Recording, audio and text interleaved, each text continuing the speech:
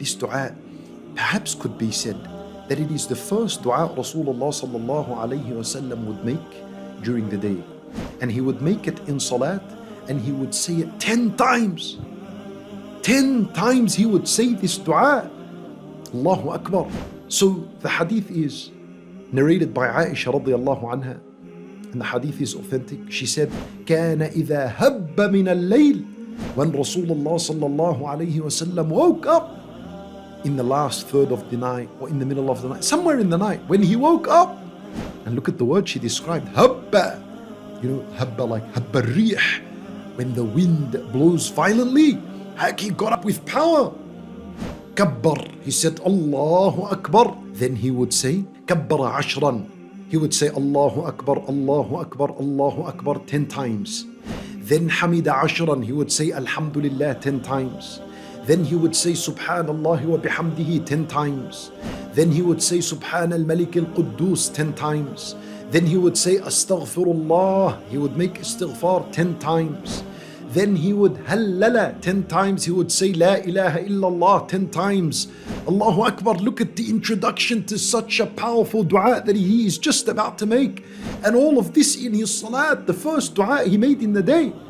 Then he would say, Allahumma inni a'udhu bika min dhiq ad-dunya wa dhiq yawm al-qiyamah. And he will say it 10 times. ثم يفتتح صلاته. And then he would recite Surah Al-Fatiha, and then he would recite a surah, and he will continue his salat. The dua he made 10 times was, Oh Allah, I ask you to protect me from dhiq ad-dunya, from the tightness of this worldly life. What's the tightness of this worldly life? It's difficulties, it's sicknesses, it's illnesses, it's diseases. That's the difficulties of this life. When you have reached the point in life where when you breathe, it's like you're breathing from the eye of a needle.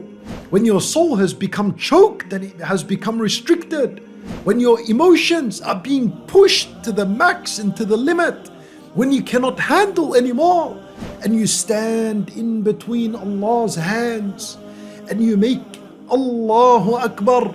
And you say Allahu Akbar 10 times, Alhamdulillah 10 times, Subhanallah wa bihamdihi 10 times, Subhan al-Malik al-Quddus 10 times, Astaghfirullah 10 times, La ilaha illallah 10 times. Then you say, Allahumma inni a'udhu bika min dhiq ad-dunya.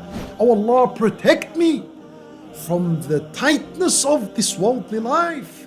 Meaning, oh Allah, give me relief. Give me relief. This is the time you make this dua. The first dua Rasulullah sallallahu alayhi wasallam made when he woke up. 10 times he'd repeat it. That's him sallallahu alayhi wasallam. What about us? How many times are you supposed to repeat it in the day and in the night? And then he would say, وَضِيقِ يَوْمِ الْقِيَامَةِ. Don't forget the hereafter. But that's just going to be as much as difficult as the worldly life and more. So he'd say, Oh Allah, protect me from the difficulties and the calamities of the afterlife. What are the difficulties? When a person dies and he's put in his grave, Allahu Akbar. That is a one difficult moment we will all go through. And that is the squeeze that happens to every single person that is in his grave.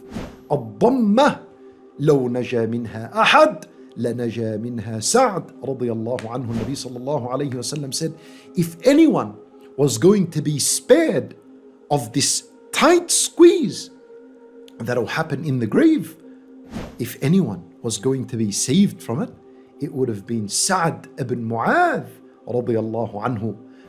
The companion, when he died, the arsh of Allah shook for his death.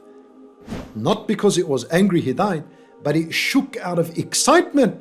It couldn't wait to meet the soul of Sa'd radiyallahu anhu. Because ash-shuhada, the martyrs, their soul is in green birds, and these birds are in chandeliers that are around the arsh. They go and they come the way they please. So if anyone was going to be saved from it, it would have been Sa'd ibn Mu'adh radiyallahu anhu.